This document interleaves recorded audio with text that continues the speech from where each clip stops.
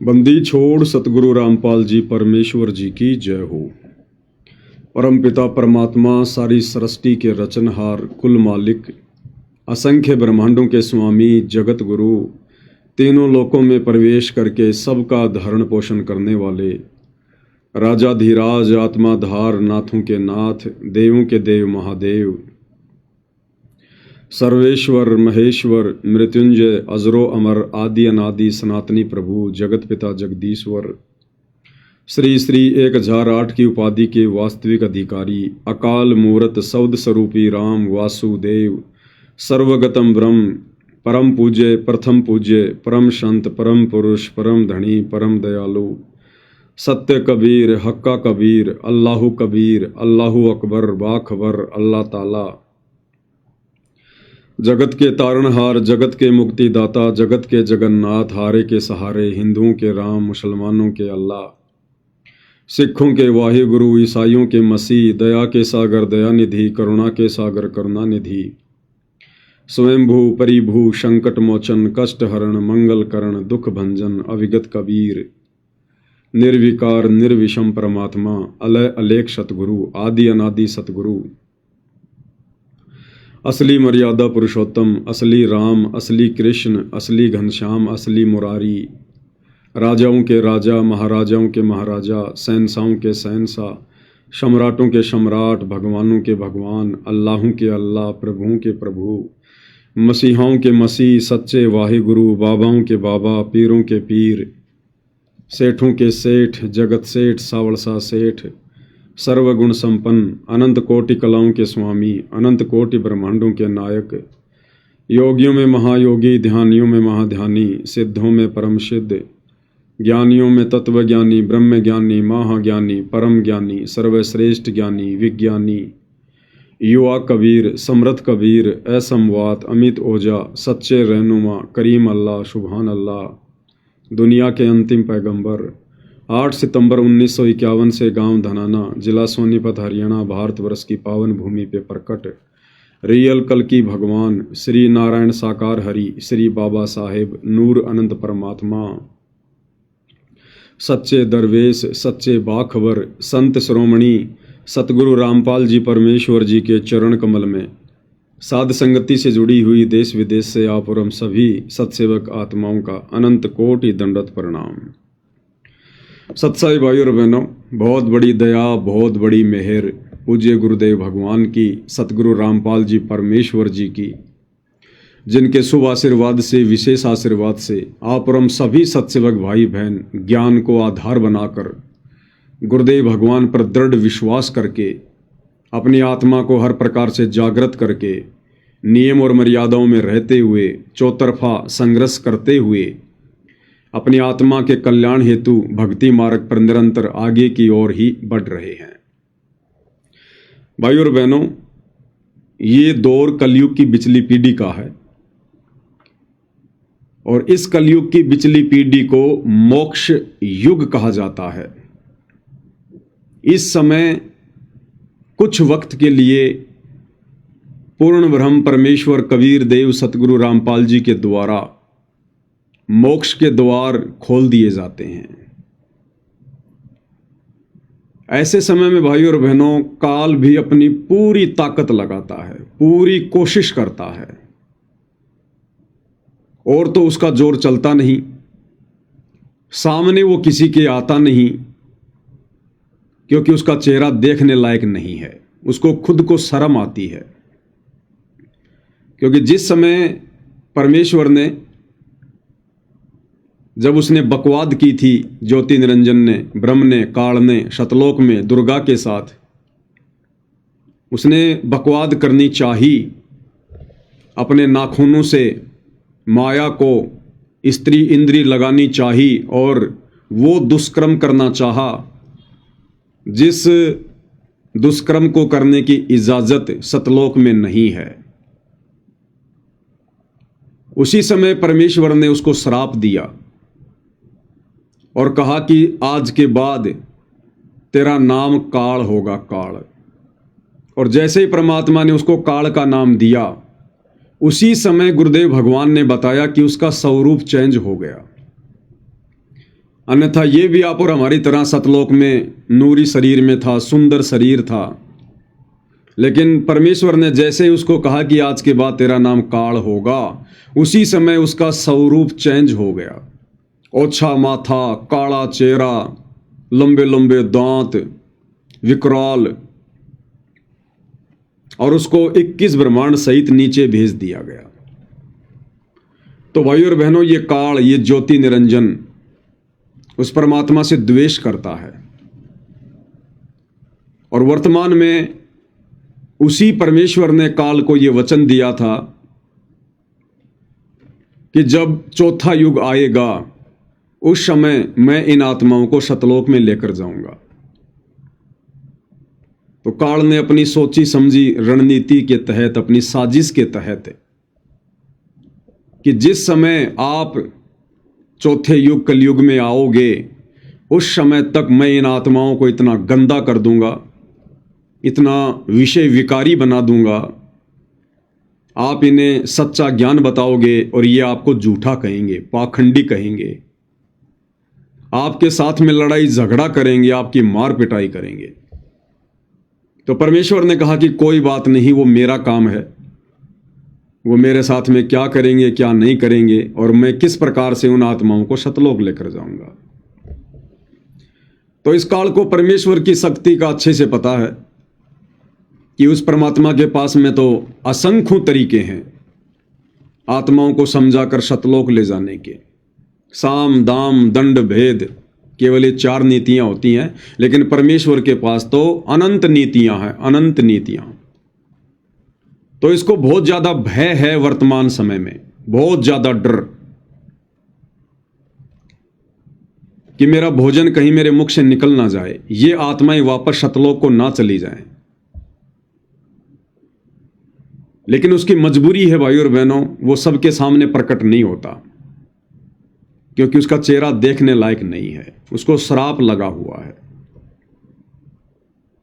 तो वो क्या करेगा वर्तमान में आत्माओं को तोड़ने के लिए, सतलोक जाने से रोकने के लिए कुप्रेरणा करेगा, मनमाना आचरण करवाएगा, झूठ फैलाएगा, पाखंड फैलाएगा, गुरु के प्रति या गुरु के द्वारा जो सतभक्ति दी जाएगी उसमें दोष पैदा करेगा, अपनी घटिया नीति अपनाएगा। अब इन सब बातों का भाइयों और बहनों परमेश्वर रामपाल जी को भी भली भांति पता है। उस समय भी पता था जब प्रथम सतयुग में काल के साथ वार्ता हुई थी कि ये क्या क्या ड्रामेबाजी करेगा। लेकिन परमेश्वर रोकता नहीं भाइयों और बहनों, कोई कैसा भी कर्म करे परमेश्वर कर्म करने से रोकता नहीं है, परमेश्वर उस कर्म की फिर सजा देता है और सजा के साथ साथ फिर एक शिक्षा भी मिलती है। तो परमेश्वर रामपाल जी को वर्तमान समय में काल क्या क्या करेगा सब पता था और कर रहा है इस बात का भी पता है। लेकिन परमेश्वर चुपचाप हैं, शांत हैं, चुपचाप हिसार जेल में जाकर बैठ गए। जो उन्होंने पिछले 20-22 वर्षों से बताना था, समझाना था, अध्यात्म का कोर्स हमें देना था, दे दिया, समझा दिया।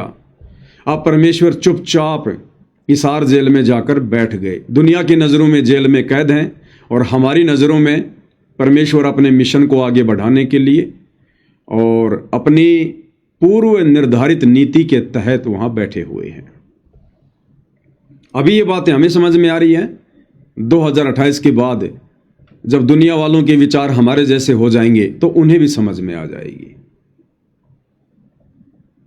अब परमेश्वर इसको क्यों नहीं रोकते भाइयों और बहनों, इसके पीछे बहुत सारे कारण हैं। सबसे पहला कारण इस काल के साथ किया गया एग्रीमेंट। जो वचन परमात्मा ने दे दिया, परमात्मा फिर उस वचन से पीछे नहीं हटता। काल ने कहा था, वचन लिया था कि परमात्मा आप जबरदस्ती ना करना, आप नीचे जाकर जो ज्ञान दोगे, जो बातें बताओगे, जो आपके ज्ञान को समझे, आपकी मर्यादाओं में रहे, आपके कहे अनुसार चले, आप केवल उन्हीं आत्माओं पर रजा करना, आप उन्हीं आत्माओं को सतलोक लेकर जाना। और जो आपसे उपदेश लेकर भी आपकी बातें ना माने या आपसे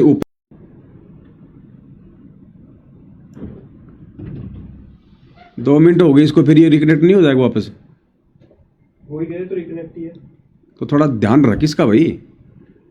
उसमें थोड़ा पीछे चलता है तो वो भी अटका है। तो कितनी देर से बोल रहा हूं मैं, सेवा क्या फिर? ध्यान रख इन चीजों का। ये थोड़ा बीच बीच में भाई और बहनों डिस्कनेक्ट हो जाता है इंटरनेट वगैरह, थोड़ा बारिश का मौसम है।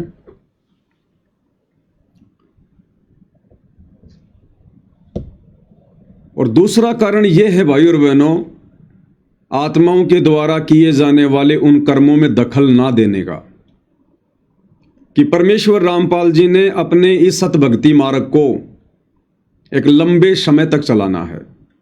कई हजारों वर्ष तक इस कलयुग की पिछली पीढ़ी में यह परमेश्वर का भक्ति मार्ग चलेगा। तो परमेश्वर ने ऐसे ऐसे उदाहरण पेश करने हैं, ऐसे ऐसे एग्जाम्पल कोड करने हैं, जिनसे शिक्षा लेकर ये आत्माएं परमेश्वर रामपाल जी की गैर मौजूदगी में काल की किसी भी सूक्ष्म चाल का शिकार ना बने। तो परमेश्वर ने उदाहरण भी पेश करने हैं। जैसे त्रेता युग में परमात्मा इंद्रमती को लेकर गए, 80 वर्ष तक परमेश्वर ने उसको जीवित रखा, बीच में आकर उसको ज्ञान दिया, मंत्र दिया, और जब वो 80 वर्ष की हो गई तब परमेश्वर ने कहा कि बेटी सतलोक चलेगी। उसने कहा कि भगवान ये भी कोई पूछने की बात है, आपकी बेटी तैयार है। लेकिन परमात्मा तो जानी जान है। परमेश्वर ने कहा बेटी देख ले, अभी तेरी थोड़ी बहुत कोई आशा कोई इच्छा इस राजपाट में, बेटा बेटी में, कार कोठी में, उस समय घोड़े हाथी यही कार कोठी हुआ करते थे, कार वगैरह, कोई संपत्ति में, कोई पोते पोती में तेरी आशा तो नहीं है। इंद्रमती ने कहा कि भगवान आपने ऐसा अनमोल ज्ञान दे दिया, ये परमात्मा उसके बाद भी कोई इच्छा रहेगी, आपकी दासी चलने को तैयार है। परमात्मा ने उसका शरीर छुड़वा दिया, आत्मा को अपने संग ले चले। फिर गुरुदेव ने बताया ऊपर जाकर एक मानसरोवर है, वहां परमेश्वर एक बार फिर से आत्मा से पूछते हैं कि भाई अब भी बता दे, तेरी कोई इच्छा हो, तेरी कोई आशा हो, कोई उम्मीद हो, काल की किसी भी चीज में तेरी इच्छा हो। तो इंद्रमती ने कहा कि भगवान दासी की कोई इच्छा नहीं है। ये परमात्मा एक बात मुझे बार बार खटक रही है, वो जो मेरा पति है ना राजा, वो बड़ा अच्छा व्यक्ति है, बड़ा अच्छा इंसान है। भले वो भक्ति नहीं करता था लेकिन मुझे कभी नहीं रोकता था, दान धर्म करने से भी नहीं रोकता था, लेकिन खुद भक्ति नहीं करता था। ये परमात्मा यदि ऐसा कोई संयोग बैठ जाए तो आप उसको अपनी शरण में लेना, उस पर भी दया करना। तो परमात्मा ने मन ही मन में सोचा कि बेटी ये भी तेरी कमजोरी है, ये भी तेरी कमजोरी है। उस राजा के प्रति अब इतना सोचना ये भी तेरी कमजोरी है। अब भाई और बहनों, त्रेता युग में परमात्मा ने पार तो वैसे भी नहीं करना था क्योंकि वो पार करने का समय नहीं था, लेकिन गुरुदेव भगवान ने वो उदाहरण बना दिया, एग्जाम्पल कोड कर दिया। और आज हमें सत्संग सुनाते हैं गुरुदेव भगवान, आज वो उदाहरण हमारे लिए परमात्मा सत्संगों में बताते हैं, हमारे काम आएगा आज उदाहरण लाखों साल बाद, कि इस कलयुग की बिचली पीढ़ी में जो कि मोक्ष का प्राइम टाइम है, सतगुरु ने कोई कमी नहीं छोड़ी किसी प्रकार की ज्ञान देने में, समाधान देने में, भक्ति देने में। और शरीर छोड़ने के बाद जब हम ऊपर की यात्रा करेंगे, और अगर इंद्रमती जितनी, अगर इतनी सी भी हमारी इच्छा पति में, पत्नी में, बेटा में, बेटी में, कार में, कोठी में, संपत्ति में, खेत खलियान में, पशुधन में, अगर इतनी सी भी हमारी इच्छा रह गई जैसा कि इंद्रमती ने कहा, तो भी भाई और बहनों परमेश्वर ने हमारे को पुनः नीचे पृथ्वी लोक पर जन्म देना पड़ेगा, और एक लंबे समय के लिए हम यहां पर भूल भुलैया में खो जाएंगे। तो भाई और बहनों, परमेश्वर एग्जाम्पल कोड करते हैं तो वर्तमान में बहुत सारी घटनाओं के माध्यम से परमात्मा ये उदाहरण तैयार करके जाएंगे कि बच्चों, मेरे सतलोक जाने के बाद मेरे इस भक्ति मार्ग को काल दूषित करने का कुप्रयास करेगा, और वो तुम्हें किन किन तरीकों से ठगने का प्रयास करेगा, कैसी कैसी वो घटिया चाल चलेगा, सूक्ष्म चाल चलेगा, उनसे तुम्हें पहले ही परिचित करवाया जा रहा है।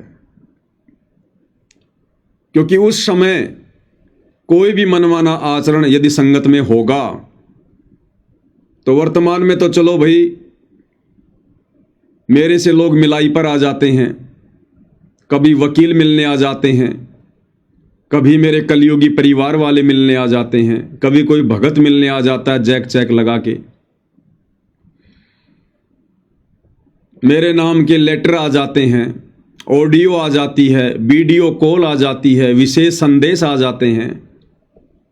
वर्तमान में तो 100 तरीके हैं, लेकिन जब मैं परमानेंट इस स्वरूप में वापस सतलोक चला जाऊंगा, उसके बाद भाई ना तो कोई वकील जाएगा सतलोक मिलने, ना कोई कलयुगी बेटा बेटी भाई बंधु रिश्तेदार जाएंगे मिलाई पर सतलोक में, ना सतलोक से कोई लेटर आएगा, ना कोई ऑडियो आएगी, ना कोई वीडियो आएगा, ना सतलोक में मिलने के लिए कोई जैक या चैक काम करेगा। तो बच्चों, उस समय फिर तुम कैसे बचोगे काल के षड्यंत्र से? उसके लिए भाई और बहनों, परमेश्वर ने वर्तमान में ये एग्जाम्पल कोड करने हैं कि बच्चों ले देकर एक ही चीज को आधार बना लो, और वो है गुरु ज्ञान आधार। यही तुम्हारा एक बचाव का तरीका है, अन्यथा यह काल सारे हथकंडे अपनाएगा। तो भाई और बहनों, वो काल, उनमें से बहुत सारे हथकंडे 2014 बरवाला कांड के बाद मर्यादा तोड़कर भक्ति कर रहे परमेश्वर रामपाल जी के कलयुगी परिवार को माध्यम बनाकर अपना चुका है।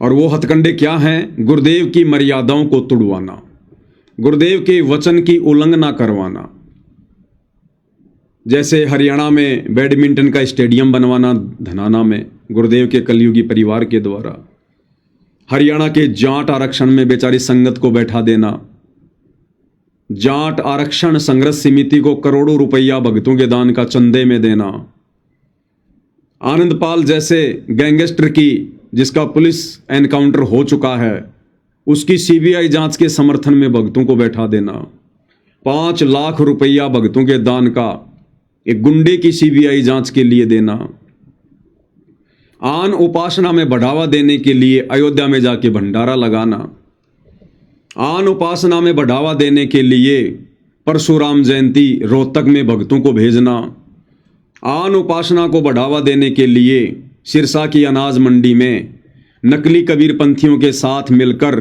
कबीर जयंती मनाना, आन उपासना को बढ़ावा देने के लिए नेपाल के अंदर श्री राम सीता शादी विवाह महोत्सव में जाकर भंडारा लगाना, लेकिन वहां के लोगों ने वो भंडारा नहीं लगने दिया।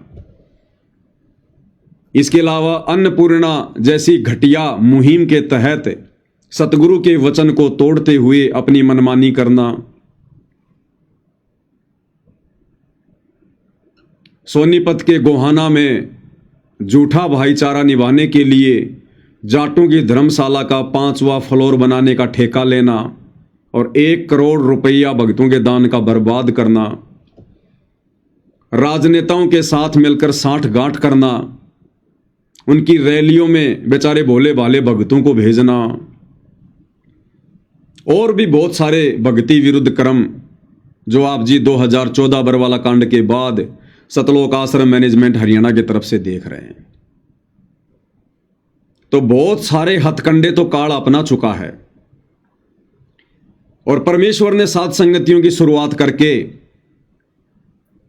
और उन तमाम घटिया हथकंडों के ऊपर वीडियो बनवा के परमात्मा ने साथ साथ में ये उदाहरण भी पेश करवा दिए, एग्जाम्पल भी कोड करवा दिए कि काल मेरे सतलोक जाने के बाद किस प्रकार से और किन किन घटिया हथकंडों के माध्यम से तुम्हें भ्रमित करेगा, मेरी मर्यादा तुड़वाएगा। और साध संगति के माध्यम से फिर परमात्मा ने यह भी हमें शिक्षा दे दी कि हम लोगों ने उन घटिया हथकंडों से किस प्रकार से सावधान रहना है। तो ज्यादातर हथकंडे तो भाई और बहनों साध संगतियों इन सतलोक आश्रम मैनेजमेंट हरियाणा वालों के माध्यम से काल अपना चुका है, और साध संगति के माध्यम से परमेश्वर ने उनसे बचने के तरीके भी साथ साथ में कोड करवा दिए। तो सतलोक आश्रमों से जुड़ी हुई आत्माओं को पथ भ्रष्ट करने के बाद, उन्हें भक्ति मार्ग से खंड करने के बाद, अब इस काल की कुदृष्टि साध संगतियों पर पड़ी हुई है। ज्योति निरंजन काल ने देखा कि जहां से इस परमेश्वर का सत भक्ति मार्ग चला था, वहां पर जाकर तो मैंने सबको खंड भंड कर दिया, अभंग कर दिया, सबको मैंने भ्रमित कर दिया, सबकी मर्यादाएं तुड़वा दी, सबको नाम रहित करवा दिया। क्योंकि जिसकी मर्यादा टूट जाती है वो नाम रहित हो जाता है, वो निगुरे की श्रेणी में होता है। जो गुरु के वचन को तोड़कर भक्ति भी करता है, वो भले समझे कि मैंने गुरु बना रखा है, लेकिन वो निगुरे की श्रेणी में होता है। तो ये आश्रमों से जुड़े हुए भाई बहन, गुरुदेव का परिवार, ये कोऑर्डिनेटर, ये सब निगुरे हैं, शब्द भी होना है ये। और परमात्मा कहते हैं गुरु के दिल से उतरे वो शब्द भी होना होए, और उसको निश्चय काल घसीट ही फिर राख सके ना कोई। अब इस काल की नजर पड़ गई साध संगतियों पर, सत्सेवक भाई बहनों के ऊपर, कि यहां से जो सत भक्ति मार्ग चल रहा है, अब इन आत्माओं को भी मैं दूषित करूं, प्रदूषित करूं, खंड करूं। अब तरीका उसका वही है भाई और बहनों, इन आश्रम वालों को भी खंडित करने के लिए, मर्यादा तुड़वाने के लिए, पथ भ्रष्ट करने के लिए काल स्वयं नीचे उतर के नहीं आया। जो जो लोग मर्यादा तोड़कर बैठे थे, उन्हीं लोगों में कुप्रेरणा करके उसने अपना जाल फैलाया। अब साध संगतियों में भी वो साक्षात नहीं आएगा, साध संगति में भी वो उन आत्माओं के माध्यम से गंदगी फैलाएगा जो जो आत्माएं साध संगति से जुड़कर भी साध संगति के नियमों में नहीं है, साध संगति की जो मर्यादा है उनमें नहीं है। तो उनके माध्यम से काल अपना प्रपंच फैलाएगा। तो भाइयों और बहनों, आप और हमने साध संगत वाले भाई और बहनों ने विशेष तौर पर सावधान रहना। विशेष तौर पर देखो, ये जो वीडियो दास के द्वारा परमात्मा बनवा रहे हैं भाई और बहनों, ये कोई सामान्य वीडियो नहीं है। इस काल के प्रत्येक षड्यंत्र को काटने वाले वीडियो है ये। और काल के षड्यंत्र को काटना ब्रह्मा विष्णु महेश के बस की बात भी नहीं है। इसका मतलब गुरुदेव भगवान की कितनी बड़ी रजा है हम आत्माओं के ऊपर, जो हम इस काल के प्रत्येक षड्यंत्र के ऊपर वीडियो बना पाते हैं। रोजाना 2-2, 2.5, 3-3 घंटे हम लाइव आ रहे हैं। अरे एक देश के प्रधानमंत्री को अगर 2 घंटे भाषण देना हो, 10 बार वो पानी पीता है और अपने 10 सलाहकारों से भाषण लिखवाएगा कि कहीं मेरे से बोलने से कोई गलती ना हो जाए। और 2 घंटा यदि बोल लेगा तो दूसरी रैली में वो जा नहीं सकता, फिर 4 दिन बाद बोलेगा अपना गला ठीक करके। और फिर भी उसको डर रहेगा कि कहीं मेरे से कोई गलत बात ना निकल गई हो। लेकिन साध संगतियों के माध्यम से परमात्मा नॉन स्टॉप। तो भाई और बहनों, आप और हमारे ऊपर गुरुदेव भगवान की असीम रजा है, मेहर है। तो आप और हमने विशेष तौर पर सावधान रहना है।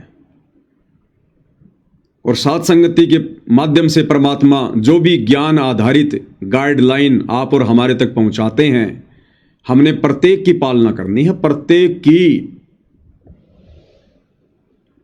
तो अब साध संगतियों के माध्यम से भाई और बहनों ये पाखंड फैलाएगा। हालांकि दास पहले इस छोटी सी घटना पर वीडियो बना चुका है, हल्का सा जिक्र कर चुका है। दास नहीं चाहता कि फालतू में पाखंड को और फैलाया जाए, लेकिन फिर भी परमात्मा प्रेरणा कर रहे हैं तो थोड़ा सा भगत भाई बहनों को सूचित किया जाए। हालांकि मैं इन भक्तों के बारे में विशेष तौर पर जानता भी नहीं हूं और शायद मैं इनमें से ज्यादातर भक्तों से कभी मिला भी नहीं हूं, लेकिन ये लोग कहते हैं कि हम साध संगति से जुड़े हुए हैं। ये साध संगति का लोगो भी लगा के रखते हैं और इनके जो वीडियो हम देख रहे हैं तो साध संगति के माध्यम से जो पूजा की थाली, परमेश्वर का स्वरूप मुकुट वाला, ये भी हम लोग देख रहे हैं इनके घर पर लगा हुआ। बेड वगैरह भी इन्होंने लगा रखा है। लेकिन भाई और बहनों, इनके जो कर्म हैं वो साध संगति के अनुसार नहीं है, तो हम इनको साध संगति से जुड़ा हुआ नहीं कह सकते। देखो, ये साध संगतियां हैं, ये सतलोक आश्रम मैनेजमेंट हरियाणा वालों के आश्रम नहीं है कि वहां जो मर्जी गंदगी फैलाते रहो, जो मर्जी वहां पर कुबद करते रहो और वहां कोई किसी को कुछ नहीं बोलेगा। साध संगति में यदि जरा भी आपने उल्टी हरकत की, जरा भी आपने अपना मनमाना आचरण किया, यहां पर कोई किसी का दोस्त नहीं, कोई किसी का शत्रु नहीं है। यहां पर तुरंत एक्शन लिया जाता है और उन आत्माओं की गलतियों को, मनमाने आचरण को सार्वजनिक किया जाता है ताकि दूसरी आत्मा भी सजग रहें, सावधान रहें। तो शायद ये कोई कर्नाटक की घटना है। ये कर्नाटक के भगत बताते हैं अपने आप को, और इन्होंने एक जबरदस्त मनमाना आचरण फैला रखा है, एक पाखंड फैला रखा है। इन्होंने अपने कर्म फोड़ रहे हैं और लेना देना कुछ नहीं भाई और बहनों, अपने कर्म फोड़ रहे हैं, परमात्मा की नजरों से दूर हो रहे हैं, मालिक की रजा से दूर हो रहे हैं ये लोग। तो हमें तो ये कोई वीडियो वगैरह आए, किसी भगत ने भेजे, इसलिए दास ने इसके ऊपर जिक्र करना उचित समझा। तो ये 2-3 भगत हैं, एक भगत ये परिवार है, और इन्होंने ये कहना शुरू कर दिया कि भाई 8 सितंबर के दिन परमेश्वर हमें लेने आएंगे और परमेश्वर ने हमें प्रकट होकर दर्शन दिए हैं। अब कौन से परमेश्वर ने दिए हैं ये हमें नहीं पता।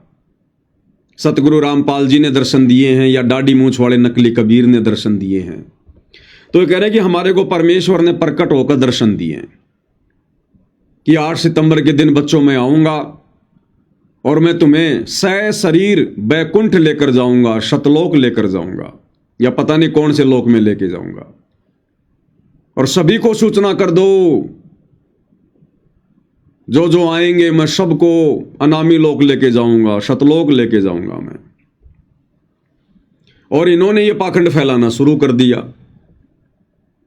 और 15-20 भगत भी इनके झांसे में आ गए कि हम भी जाएंगे उस दिन, सशरीर जाएंगे, सतलोक जाएंगे। और ज्यादातर ने नाम दीक्षा भी नहीं ले रखी, केवल संकल्प में है।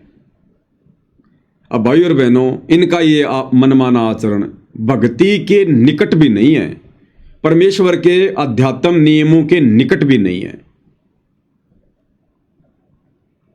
अरे पिछले 30 वर्षों से गुरुदेव भगवान यहां आकर अपना विधान बता रहे हैं। ये दुनिया भर की बुराइयां गुरुदेव भगवान ने अपना विधान बताने के चक्कर में लिए हैं। गुंडे कहलाए, भुंडे कहलाए, मार पिटाई खाई, जेल में गए, लोगों की गालियां खाई, किस लिए? हमें भक्ति का विधान बताने के लिए कि बच्चों ये विधान है सतलोक जाने का, ये भक्ति, ये नियम, ये मर्यादा, ये तरीका, इसके अलावा दूसरा कोई तरीका नहीं है सतलोक में जाने का। और ये लोग ना जाने कौन सा तरीका ले आए। अभी ज्यादातर ने दीक्षा भी नहीं ली है, कोई नाम दीक्षा में है, कोई संकल्प दीक्षा में है, कोई प्रथम मंत्र की दीक्षा में है, और 8 सितंबर को कह रहे हैं कि परमेश्वर आ रहे हैं हमारे को बैकुंठ ले जाने के लिए। भाई और बहनों, इन लोगों ने सत्संग नहीं सुने, इन लोगों ने सत्संग नहीं सुने। इनकी सबसे बड़ी कमजोरी ये है। परमात्मा कभी भी अपना विधान नहीं तोड़ेगा, और इस कलयुग की पिछली पीढ़ी में तो विशेष तौर पर नहीं तोड़ेगा। आदरणीय धर्मदास जी ने परमात्मा से इतनी मिन्नतें की कि परमात्मा मुझे आपका लोक दिखा दो, मुझे आपका शतलोक दिखा दो। अंत में परमात्मा ने उसकी विनती स्वीकार की और क्या कहा कि बेटा पहले ये दीक्षा ले। धर्मदास जी को प्रथम मंत्र दिया, उसके बाद परमात्मा उसको शतलोक ले गए, और उसको सशरीर नहीं ले गए जिस प्रकार से ये लोग अपना पाखंड फैला रहे हैं। धर्मदास की आत्मा को शरीर से निकाल कर लेकर गए। वहां जाकर धर्मदास ने देखा और कहा कि भगवान मुझे तो यहीं रख लो, मोहे राख लियो भगवान, मोहे राख लियो, मोहे राख लियो महाराज, हमसे बिगड़ी है। धर्मदास नीचे आने की सोच ही नहीं रहा था, लेकिन परमात्मा का विधान क्या कहता है कि नहीं बेटा, तुझे वापस जाना पड़ेगा। अभी मैं तुझे सतनाम दूंगा, फिर मैं तुझे सार नाम दूंगा, फिर तुझे सार शब्द दूंगा, उसके बाद तू यहां आ सकता है। ऐसा ही परमेश्वर ने गरीबदास जी के साथ किया, ऐसा ही मलुकदास जी के साथ किया, ऐसा ही नानक जी के साथ किया, ऐसा ही गीसा जी के साथ किया, क्योंकि ये परमात्मा का विधान है, उनका रूल है भाई और बहनों। परमात्मा अपना विधान नहीं तोड़ेंगे। अब ये लोग ना जाने कौन सा मनमाना विधान ले आए अपना, जो बिना भक्ति के, बिना सार नाम के, बिना सार शब्द के, और सात संगति से जुड़कर सात संगति के नियम भी नहीं मान रहे, और फिर कह रहे हैं कि हम तो सह शरीर शतलोक जाएंगे। तो इन्होंने एक अफवाह सी फैला दी। अफवाह फैलती फैलती थोड़ी जगत में फैल गई। एक आध कोई यूट्यूब चैनल वाले आ गए, उनसे पता चला तो एक आधे कोई न्यूज चैनल वाले आ गए, और न्यूज चैनल वालों को तो भाई और बहनों गुरुदेव भगवान का मजाक बनाने से मतलब है। उनको तो मिर्च मसाले वाली न्यूज चाहिए। ये न्यूज चैनल वालों ने जो न्यूज वहां के चैनल पर उन्हीं की भाषा में जो ये चलाया है, तो उन्होंने तो इस मकसद से चलाया है कि ये अंधविश्वास है, ये पाखंड है, बाबाओं के चक्करों में नहीं पड़ना चाहिए। काल तो चाहता है ना कि भाई इस भगवान की बदनामी हो, इस भगवान की बेइज्जती हो, क्योंकि ऐसा होना तो है नहीं 8 तारीख के दिन। लेकिन इस प्रकार का कुप्रचार करके और फिर बाद में गुरुदेव भगवान की बदनामी जरूर करवा देगा काल। लोग कहेंगे बस हो गया तुम्हारा बाबा फैल, तुम तो कह रहे थे हमारे बाबा जी आएंगे हमें लेने के लिए। तो ये निकम्मी आत्माएं खुद का भी जीवन बर्बाद करेंगी और इस परमात्मा की निंदा का भी कारण बनेंगी। तो उन्होंने ये न्यूज वगैरह दिखानी शुरू कर दी। थोड़ा सा दास आपको दिखा देता है भाई और बहनों एक बार। हालांकि मुझे कोई ज्यादा इंटरेस्ट नहीं है, लेकिन और भाई बहन भ्रमित ना हो और परमेश्वर की नजरों में नीचे ना गिरे। महाराजांच्या शिष्यांचा देहत्यागाचा निर्णय 8 सप्टेंबरला अनंतपुरात पूजेनंतर देहत्याग। शिष्यांमध्ये पुण्यातल्या काही भक्तांचा समावेश। महाराष्ट्र आणि कर्नाटकच्या सीमेवर असणाऱ्या अथनीमधून एक धक्कादायक प्रकार समोर आलाय। परमेश्वराचं आम्हाला ये आए हैं अपनी देह त्यागने के लिए, सतलोक जाने के लिए, और इतने मोटे मोटे बैग लेके आए, इतने मोटे मोटे बैग लेने के लिए।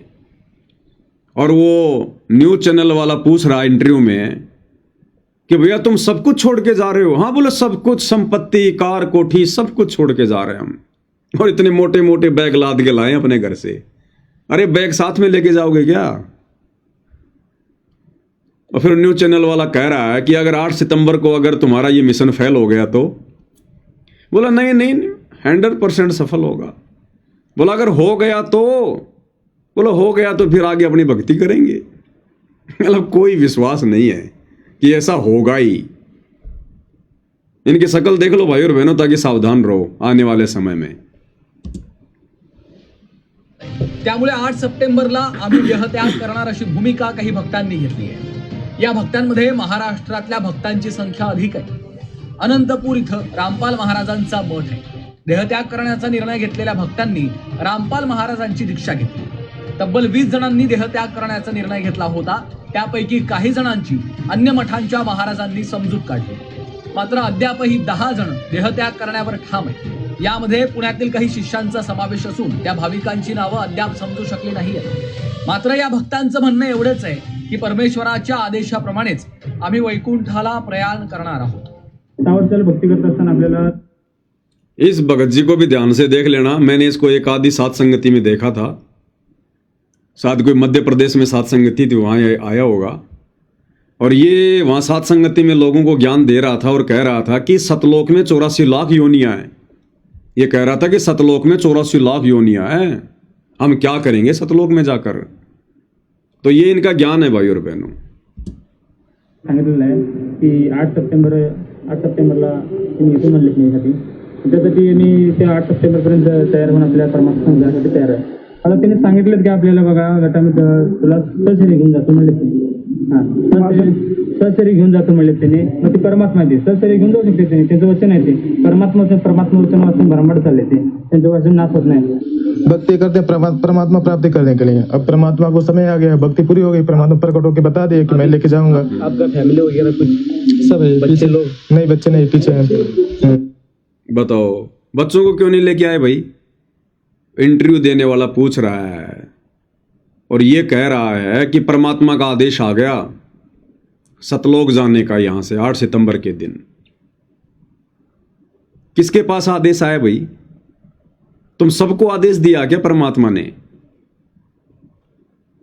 वो एक व्यक्ति कह रहा है जिसके घर पर तुम आए हो कि मेरे को गुरुजी ने प्रकट होकर दर्शन दिए. तो नालायको तुम क्यों आ गए वहां पर? तुम्हारे को गुरुजी ने दर्शन दिए हैं क्या? तुम्हारे को गुरुजी ने कहा है क्या? ये होता है मनमाना आचरण, भेड़ चाल, देखा देखी. फिर ये इंटरव्यू वाला कह रहा है कि तुम्हारे बच्चे भी जाएंगे क्या? बोला नहीं नहीं, बच्चे तो घर पे हैं, बच्चे भी पीछे हैं. क्यों भाई बच्चों को?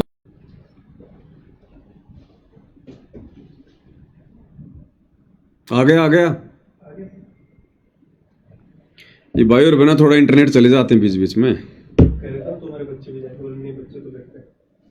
तो मीडिया वाला जो इंटरव्यू ले रहा है वो कह रहे हैं कि तुम्हारे बच्चे भी जाएंगे क्या? बच्चे भी लाए हो क्या? बोला नहीं नहीं, बच्चे तो घर पे हैं. अरे बच्चों से क्या दुश्मनी है भगवान की? अरे बच्चे बेचारे नादान हैं, अभी छोटे हैं. और तुम अगर 8 सितंबर को चले गए तो बच्चों की आत्मा नहीं रोएगी? बच्चे दुखी नहीं होंगे बेचारे? फिर बच्चों से भक्ति कौन करवाएगा? उनको खाना कौन देगा? उनकी परवरिश कौन करेगा भाई? तो बच्चों को तो ये घर छोड़ के आ गए और खुद ये 8 सितंबर को सतलोक जा रहे हैं. और आदेश दिया होगा तो भगवान ने किसी एक को दिया होगा प्रकट होके. फिर तुम क्यों आ गए यहां पर इतने सारे 15-20 जने? तुम्हें आदेश दिया है क्या? ये तो वो सतलोक आश्रम वालों सी भेड़चाल हो गई. गुरुजी के लड़के कहते हैं कि हमारे को गुरुजी ने आदेश दे दिया राजनीति करने के और लाखों की संगत उमड़ पड़ी. ये तो भेड़चाल है, देखा देखी है ये तो. सुनिए आगे. वगैरह रहेगा ना? कुछ नहीं, मतलब यहाँ से कोई इच्छा ही नहीं करना है ना. भगवान को पास जो जाएगा, मतलब जो भक्ति करेगा, जो संसार में रहना चाहेगा उसको भगवान थोड़ी लेके जाएंगे. जो यहाँ से इच्छा हटाएगा, प्रॉपर्टी कुछ नहीं, सब मतलब खत्म. ये सब सच्चाई है, आप सब सच्चाई है, सब सच्चाई. 8 तारीख को मतलब सबको पता चलेगा क्योंकि भगवान प्रकट होकर बताए थे. प्रकट होगा. नहीं होगा तो होंगे ना 100%. भगवान की बात 100% होगा. आप जो बोल रहे हो होगा, हाँ. लेकिन नहीं होगा तो हमारे हिसाब से 100% होगा और आप लोगों के हिसाब से नहीं होगा तो फिर भक्ति करेंगे. त्यांच्या या निर्णयापासून मीडिया वाला कह रहा अगर नहीं हुए तो भगवान प्रकट है. बोला होगा, 100% होगा. बोला नहीं हुए तो? बोले हमारे हिसाब से तो होगा और तुम्हारे हिसाब से अगर नहीं हुआ तो फिर आगे अपनी भक्ति करेंगे. ये तो इनकी स्टेटमेंट है. वृत्त करण्याचे प्रयत्न प्रशासनानं सुरू केले. काही भाविकांचं मतपरिवर्तन करण्यात यश आलं असून परराज्यातून आलेल्या भाविकांना पुन्हा एकदा आपल्या घरी पाठवण्यात आलंय. मात्र पुण्यातल्या भक्तांची नावं अद्याप समजू न शकल्यानं त्यांचा शोध घेणं आव्हानात्मक ठरत आहे. पोलीसला जाऊन सांगा, पोलीस कंप्लेंट करायची. प्रशासनालाही कळवलेलं. हा, मग प्रशासन कुठे घेणार आहेत? नाही कुठे घेणार आहेत? तिथल्या प्रशासनाने, तिथल्या कलेक्टरांनी लक्ष घातलं पाहिजे तात्काळ. दरम्यान अनीस संस्थेनं ही ये वहां के अधिकारी हैं कुछ, ये कह रहे हैं कि अगर वो प्यार से मान जाएंगे तो ठीक है, नहीं उनको उठा के जेल में पटकेंगे, उनके ऊपर कानूनी कार्रवाई करेंगे. ऐसे हम लोग आत्महत्या नहीं करने देंगे.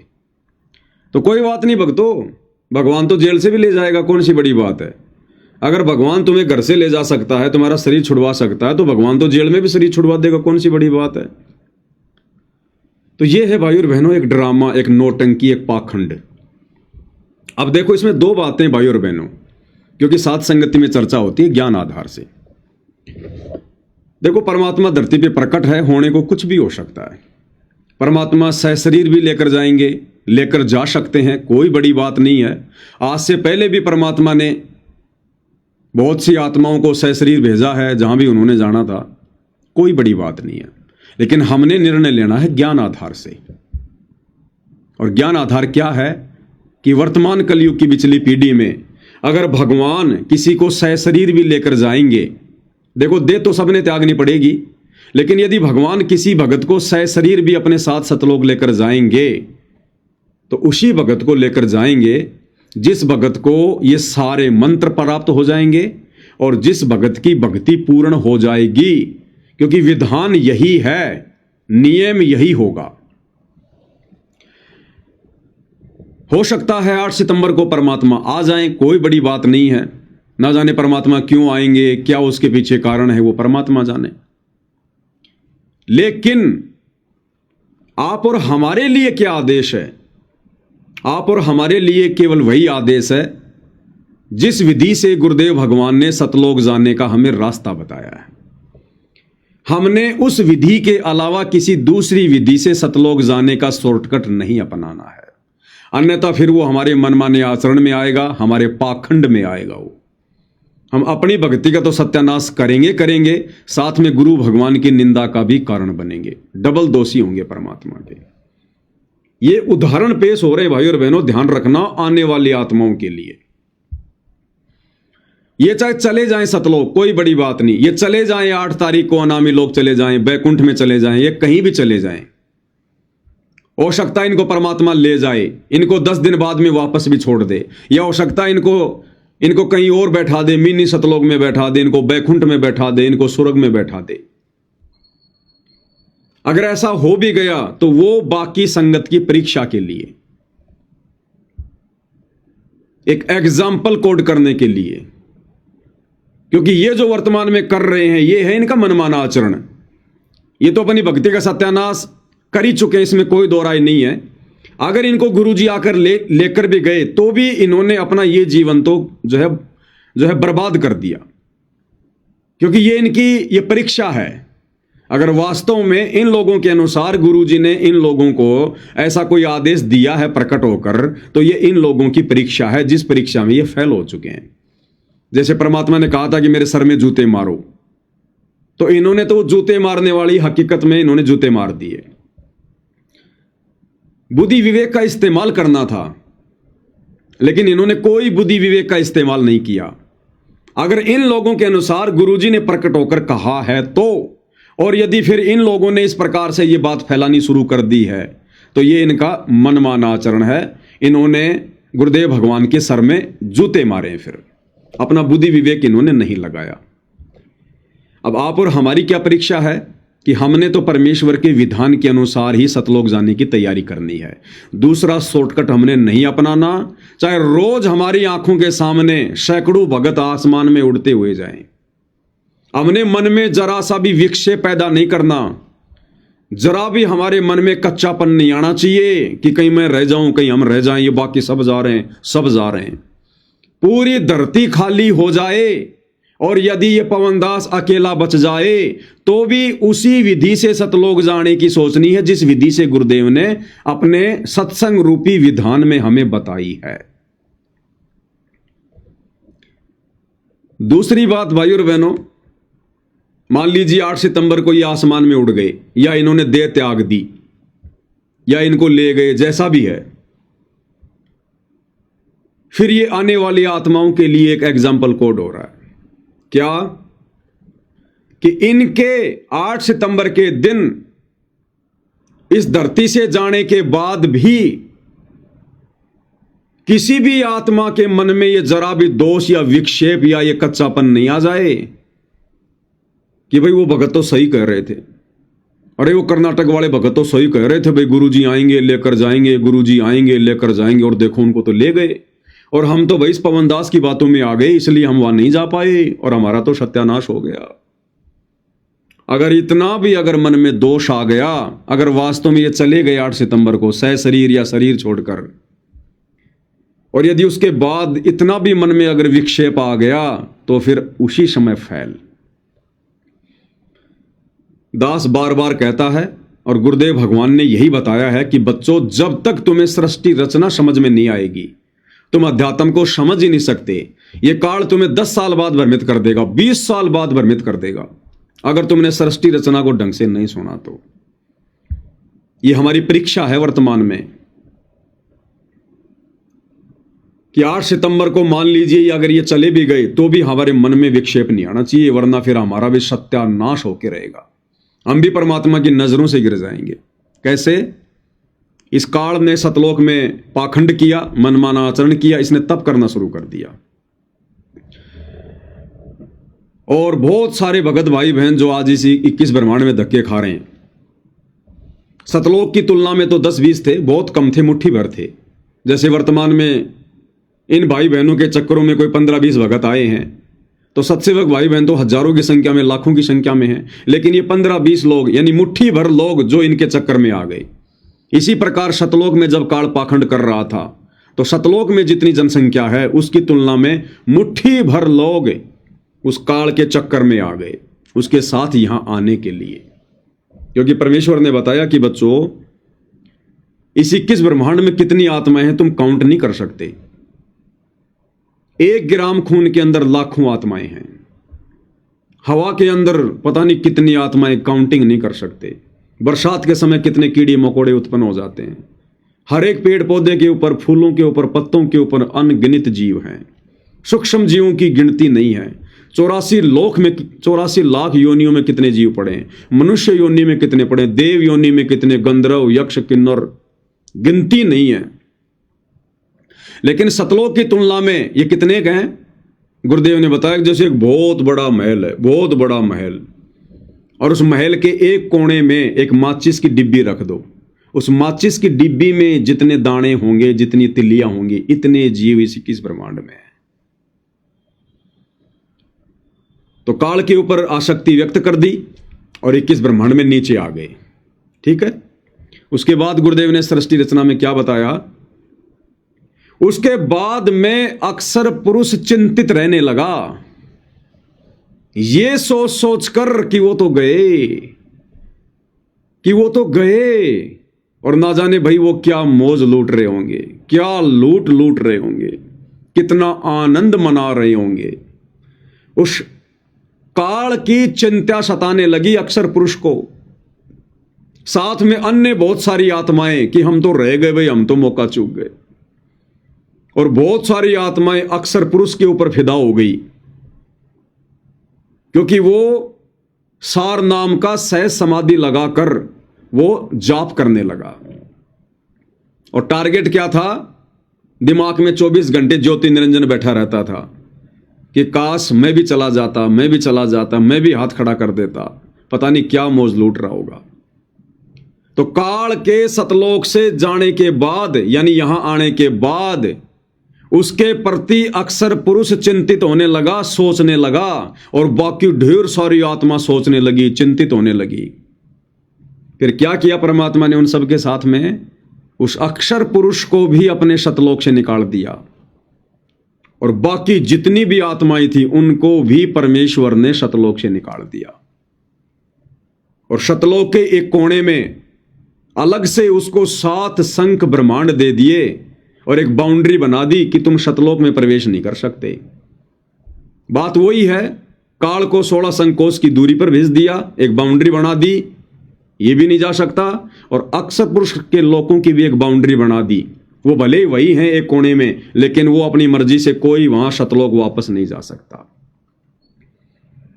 इसी प्रकार यदि 8 सितंबर को जो पाखंड ये लोग मचा रहे हैं, जो कर रहे हैं काल प्रेरणा से, अगर मान लो किसी भी कारणवश परमेश्वर ने हमारी परीक्षा लेने के लिए, आगामी आत्माओं को झटका देने के लिए, क्योंकि परीक्षा इनकी भी थी, इन्होंने अपना बुद्धि विवेक लगाए नहीं, और परमेश्वर ने एग्जाम्पल भी कोड करना होता है, तो मान लो 8 सितंबर को अगर ये उड़ते हुए भी दिखाई दे गए किसी को, या दे भी इन्होंने त्याग दी, तो भाई और बहनों, हमने अक्सर पुरुष जैसी गलती नहीं करनी, फिर बाकी आत्माओं जैसी गलती नहीं करनी फिर कि हे भगवान, ये तो पवनदास ने वीडियो बना के रोक दिया, नहीं तो हम तो जाने वाले थे। वो अक्सर पुरुष और उसके साथ आने वाले आत्माओं को फिर क्या वो टिंडे मिले, ये भी सृष्टि रचना में देख लेना। फिर तो ये गलती हमने भूल के भी नहीं करनी भाई और बहनों। हमने इस भक्ति मार्ग पर गुरुदेव के ज्ञान को आधार बनाकर इतना दृढ़ होना पड़ेगा कि भले ही इस विधि से, जो विधि गुरुदेव के सत्संगों में नहीं है, ये लोग जो विधि बता रहे हैं ऊपर के लोकों में जाने की, ये विधि गुरुदेव के सत्संगों में नहीं है, गुरुदेव के भक्ति विधान में नहीं है।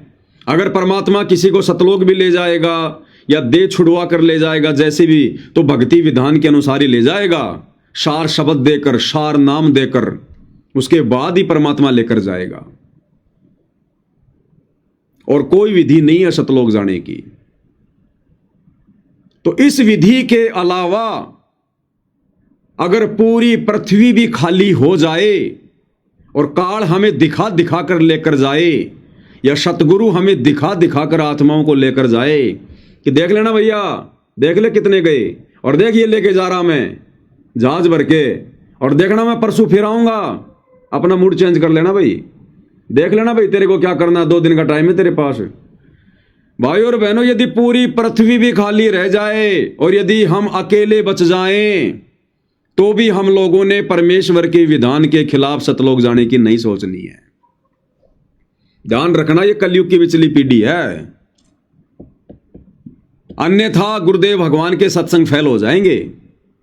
इस विधि से यदि ये आत्माएं सतलोक चली गई, अनामी लोक को चली गई, अनामी लोक तो खैर कोई जाता ही नहीं, वहां परमात्मा किसी को लेकर जाता ही नहीं, ये तो इनका मनमाना पाखंड है इनका। लेकिन फिर भी इस विधि से यदि ये चले गए तो फिर गुरुदेव भगवान के सत्संग फेल हो जाएंगे। फिर सत्संग वाली विधि से सतलोक जाने के लिए कौन भक्ति करेगा? फिर क्यों आत्माएं इतना पापड़ बेलेंगी कि भैया जब वो संकल्प दीक्षा वाले सतलोक चले गए, उनको तो प्रथम नाम ही प्राप्त था जब वो सतलोक चले गए, तो हम क्यों ये मंत्रों का जाप करें रोजाना बैठ के 108 बार, क्यों दिमाग बचाएं, क्यों सुबह से लेकर शाम तक सतनाम का जाप करें? क्या रखा है सार नाम सार शब्द में? तो ये परमेश्वर का विधान फेल हो जाएगा। 1000 साल तो छोड़ो, 1000 दिन भी परमात्मा का मार्ग नहीं चलेगा फिर। तो भाई और बहनों, ये एग्जाम्पल कोड किए जा रहे हैं, एग्जाम्पल कोड ध्यान रख लेना। अभी भी जो आत्माएं इन नादान आत्माओं के घर पर आ चुकी हैं या जाने की सोच रही हैं, अभी भी अगर जरा भी अकल है, जरा भी बुद्धि है, तो परमेश्वर से नाक रगड़ रगड़ के माफी मांग लो। और यदि अपना भला चाहते हो तो वापस अपना थैला उठा के आ जाना। ये विधि नहीं है सतलोक ले जाने की। उस विधि को बताने के लिए हमारा बाप पिछले 12 साल से जेल में कष्ट उठा रहा है। विधि विधान से सतलोक ले जाने के लिए दुनिया की गालियां खाई हैं, अपने शरीर पर उन्होंने जो है डंडे खाए हैं। ये इतना आसान नहीं है कि तुम्हारे को फुर्र देसी जो है परमात्मा उड़ा देंगे। 4 दिन भक्ति करो और फुर्र देसी उड़ा देंगे परमात्मा। ये दोनों स्थितियां भाई और बहनों ध्यान रखना। ये काल हमें भ्रमित ही करने का प्रयास करेगा। काल नहीं करेगा तो परमात्मा जानबूझ के आप और हमारी परीक्षा लेंगे। अपने गुरुजी के सर में जूते मारने का विधान सत्संगों में नहीं है, ना कोई गुरु बताता। लेकिन उस दिन परमात्मा ने उल्टा आदेश दे दिया कि मेरे सर में जूते मारो, मेरा आदेश है। परीक्षा बुद्धि विवेक लगाना था। तो भाई और बहनों, जब तक हमारे अंदर इतनी दृढ़ता नहीं आएगी, हम इस भक्ति मार्ग पर टिक नहीं सकते। और दूसरा, दास पहले आप लोगों को कह चुका है, बता चुका है कि अब आप आंख बंद करके किसी भी सत्सेवक पर विश्वास मत करना। ये लोगो देखकर कि इसने व्हाट्सएप पर सात संगति का लोगो लगा रखा है, लोगो तो इन्होंने भी लगा रखा है, सात संगति वाली फोटो भी लगा रखी है परमात्मा की मुकुट वाली, इन्होंने बेड भी लगा रखा है। काम तो सारे ये सत्सेवक वाले कर रहे हैं और मनमाना आचरण पूरा का पूरा ये काल वाला कर रहे हैं। तो दास आपको ध्यान हो भाई और बहनों, इस घटना से पहले भी दास जिक्र कर चुका था कि भाई और बहनों, अब ये काल सात संगतियों में षड्यंत्र रचेगा। अब ये सात संगत वालों को तोड़ने का प्रयास करेगा, भ्रमित करने का प्रयास करेगा। और सात संगति तो भैया ट्रेनिंग सेंटर है। यहां तो आत्माएं सफल भी होंगी और असफल भी होंगी। जो योग्य नहीं होगी उसको परमात्मा बाहर निकालेगा। तो छटनी भी तो साथ साथ चलेगी, तो ये छटनी भी तो होगी ऐसी निकम्मी आत्माओं की। तो अब ये काल सात संगति में पाखंड फैलाएगा और कहीं जगह नहीं है। और बाकी तो सब पाखंड ही पाखंड है। आश्रमों में पाखंड फैला दिया, सबकी मर्यादा तोड़वा दी, मनमाना आचरण करवा दिया। जगत वाले काल की गोद में बैठे ही हैं। ये मुट्ठी भर सत्सेवक भाई बहन है जो अपनी आत्मा के कल्याण के लिए संघर्ष कर रहे हैं। तो काल अब यहां अपना प्रपंच रचेगा। तो अब भाई और बहनों, हमने आंख बंद करके ये सोचकर किसी पर भी विश्वास नहीं करना है कि इस भगत की व्हाट्सएप पर सात संगति का लोगो लगा हुआ है, ये तो बहुत पुराना भगत है, ये तो हर सात संगति में आता है, इसकी फेसबुक पर सात संगति का लोगो लगा हुआ है, ये तो बहुत अच्छी अच्छी बात करता है। वो कब उल्टी उल्टी बात शुरू कर दे कोई भरोसा नहीं है। इसलिए अब यदि आपने विश्वास भी करना है तो भाई और बहनों, पहले भी वही था और आज भी वही है, हमारे गुरुदेव भगवान और उनका ज्ञान। दास तो आपको शुरू से कहता आ रहा है भाई और बहनों, क्योंकि दास की ड्यूटी परमात्मा ने पाखंड फैलाने की नहीं बल्कि पाखंड से सावधान करने की लगाई है। और आज से नहीं, दास ने जब से वीडियो बनाने शुरू किए हैं, आप मेरे पुरानी वीडियो देख लेना, 8 साल पहले के, 6 साल पहले के, दास हमेशा से बीच बीच में ये बातें बोलता आया है कि मुझ पवन दास पर भी या मुझ पवन दास के द्वारा कही गई बातों पर भी आंख बंद करके विश्वास मत करना। गुरुदेव भगवान के ज्ञान से तोलना, उसके बाद विचार करना। यह सोचकर कि पवन दास तो बहुत अच्छा भगत है, पवन दास तो सात संगतियों से जुड़ा है, पवन दास इतने वीडियो बना रहा है, पवन दास तो भक्तों की शंका का समाधान करता है, पवन दास तो भक्तों को समझा रहा है, पवन दास थोड़ा ना कोई गलती करेगा। अगर मैं नहीं करूंगा तो हो सकता है संगत की परीक्षा के लिए परमात्मा करवा दे, फिर क्या करोगे? यह तो एक छोटा सा नमूना पेश किया परमात्मा ने, छोटा सा नमूना।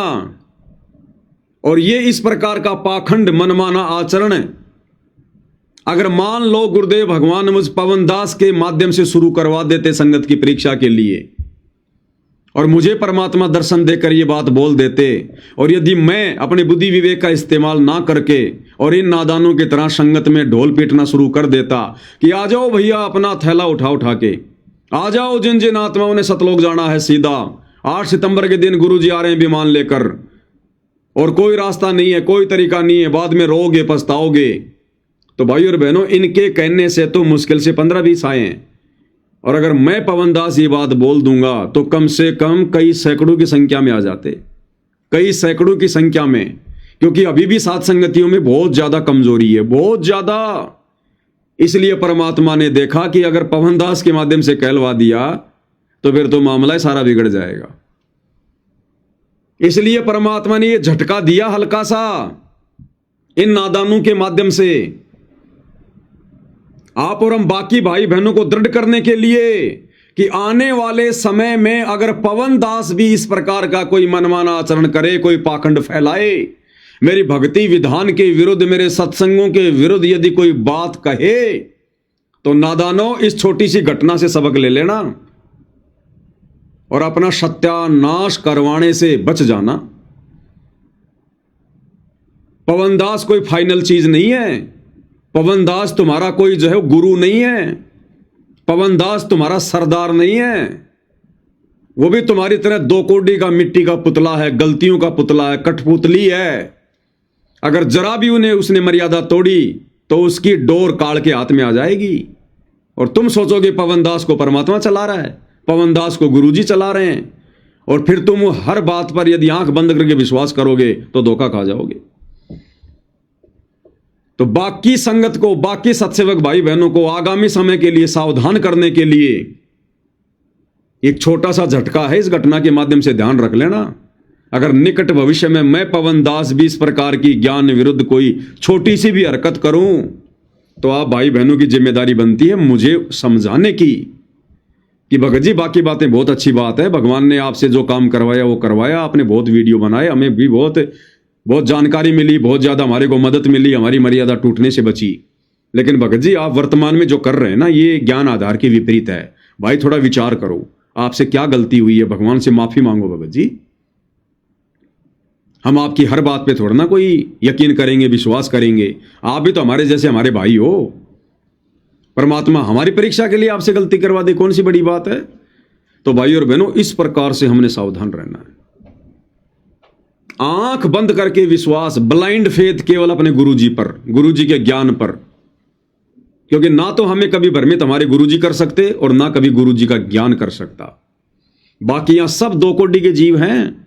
देख लो, जिन लोगों ने सतलोक आश्रम मैनेजमेंट हरियाणा को गुरुजी का बेटा समझ के, बेटी समझ के, गुरुजी की पत्नी समझकर, गुरुजी का भाई समझकर, बहुत बड़ा कोऑर्डिनेटर समझकर, बड़ा भगत समझकर, जिन नादानों ने अंधविश्वास किया अपने जैसे दो कोटि के जीवों पर, आज देख लो उनकी क्या हालत हो रही है। सबकी मर्यादाएं खंड हैं। तो ठीक इसी प्रकार पवन दास की भी ज्ञान विरुद्ध बातों पर आपने आंख बंद करके विश्वास नहीं करना, और ज्ञान के अनुसार जो बातें हैं उन पे कोई संदेह नहीं करना। ये भक्ति मार्ग है। अभी हमने ड्रामे देखे कहां हैं? अभी हमने ड्रामे देखे नहीं है। ड्रामे तो अब शुरू करेगा ये काल। ड्रामे तो अब ये काल शुरू करेगा। तो इस कदर हमने भक्ति मार्ग पर भाई और बहनों सावधान होकर चलना पड़ेगा। तो ज्यादातर मर्यादा तो इस काल ने तोड़वा दी आश्रम वालों के माध्यम से। अब बची कुछ ही आत्माओं को, ये जो कुछ एक काल प्रेरित निकम्मी आत्माएं जो जल्दबाजी में फैसला ले लेते हैं, आंधी की तरह आ जाते हैं साथ संगतियों में, ज्ञान को समझ नहीं पाते और फिर यहां भी मनमाना आचरण शुरू कर देते हैं, काल का दाव लग जाता है। तो हमने ये सोचकर आंख बंद करके बिल्कुल भी विश्वास नहीं करना कि ये भगत तो बार बार साथ संगतियों में आता है, इस भगत के तो साथ संगति का लोगो लगा हुआ है, इसने तो घर में बेड लगा रखा है, ये तो विषय वासनाओं से भी दूर है। वो चाहे राजा हरिश्चंद्र बन के बैठा है, अगर गुरुजी के ज्ञान विरुद्ध हरकत कर रहा है तो वो गंगू तेली है, गंगू तेली। हमारा कुछ नहीं लगता, वो दो कोटि का जीव है, हमारा कोई संबंध नहीं उससे। वो चाहे पवनदास हो, चाहे गुरुजी का परिवार हो, चाहे संगत का कोई भी व्यक्ति हो। हमने इस कदर भाई और बहनों अपने दिमाग को खोल के भक्ति मार्ग पे आगे बढ़ना पड़ेगा। ये देखा देखी का भेड़ चाल का मार्ग नहीं है। तो ये गहरा षड्यंत्र है काल का। ये काल है किस ब्रह्मांड का राजा स्वामी जो ब्रह्मा विष्णु महेश की बुद्धि नहीं खुलने दे रहा, गोरखनाथ जैसे ज्ञानियों की बुद्धि नहीं खुलने दे रहा। फिर आप और हम दो कोटि के जीव है क्या?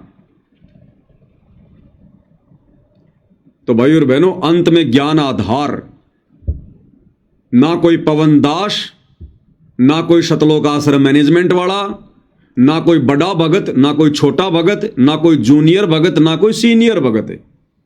इस भक्ति मार्ग में यदि कोई बड़ा है, कोई सीनियर है, तो केवल हमारे गुरुदेव भगवान, हमारा बाप।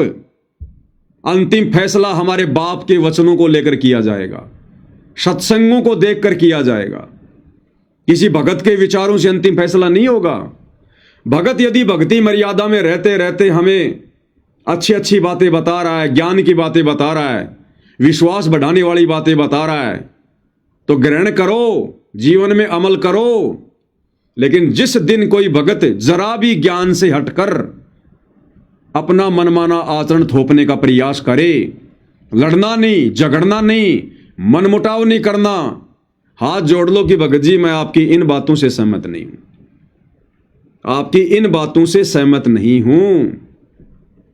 क्योंकि भगत वही है जो सार सार को ग्रहण कर ले और थोता दे उड़ाए। तो भाई और बहनों, परमपिता परमेश्वर सदगुरु रामपाल जी भगवान ने दास को प्रेरणा की। तो दास थोड़े से समय के लिए लाइव आया है, क्योंकि आज दास कहीं गया हुआ था। उसको सेवा तो नहीं कह सकते, लेकिन सतगुरु की थोड़ी बहुत महिमा हो गई। 2 4 5 शब्द परमात्मा ने वहां बैठा कर गवा दिए, जिस कारण से आज दास सुमरण नहीं कर पाया। 10 15 20 ही सुमरण हो पाए हैं। तो सुमरण करना भी बहुत जरूरी है। अकेले वीडियो बनाने से, सेवा करने से बात नहीं बनेगी। इस दास को परमात्मा ये बुद्धि इसीलिए बख्श रहे हैं, सेवा के लिए इसीलिए खड़ा कर रखे हैं, क्योंकि परमात्मा दास से भक्ति भी बराबर करवा रहे हैं। रोजाना कम से कम 1 घंटा या 1.5 घंटा, कभी कभी 2 घंटा बैठकर सतनाम का सुमरण होता ही होता है। शुरू में तो बड़ी दिक्कत आ रही थी, बड़ी मुश्किल से 10 मिनट 5 मिनट होता था, लेकिन परमात्मा दया करते हैं जब हमारा नीयत साफ होती है। तो दास के पास समय है, इसलिए दास बैठकर आराम से ध्यान से सुमरण करता है। मालिक का आशीर्वाद है। काम धंधा होगा तो भी समय निकालेंगे बैठकर सुमरण करने के लिए, क्योंकि खाते पीते नहाते धोते ये वाला सुमरण हमारे मोक्ष में काउंट नहीं होगा। तो सुमरण भी जरूरी है, कम से कम एक माला प्रथम मंत्र की बहुत जरूरी है, जो आज दास ने नहीं करी लेकिन अब परमात्मा करवाएंगे। कम से कम 1-1.5 घंटे का बैठकर सतनाम का सुमरण आज नहीं हो पाया तो परमात्मा अब करवाएंगे। इसलिए दास ज़्यादा समय लाइव नहीं आएगा, क्योंकि भक्ति प्रथम है। सेवा 2 दिन बाद हो जाए कोई बड़ी बात नहीं, लेकिन भक्ति प्रथम है। भक्ति है तो परमात्मा प्रेरणा करेंगे, परमात्मा साथ रहेंगे, परमात्मा रक्षा करेंगे, परमात्मा बचाव करेंगे, परमात्मा मार्गदर्शन करेंगे, अपना आशीर्वाद बना के रखेंगे। और भक्ति को छोड़कर सेवा में लग गए तो भाई और बहनों यहां पर कोई किसी का साथी नहीं है। तो अपनी भक्ति और अपनी मर्यादा सबसे पहले, सबसे आगे, बाकी दुनिया पीछे। तो आज के वीडियो में दास केवल इतनी सी जानकारी के लिए लाइव आया था। कल परमेश्वर के आशीर्वाद से फिर हाजिर होंगे। तब तक गुरुदेव भगवान हमें आज्ञा दे, आशीर्वाद दे, हमारा मार्गदर्शन करें। बंदी छोड़ सतगुरु रामपाल जी परमेश्वर जी की जय हो।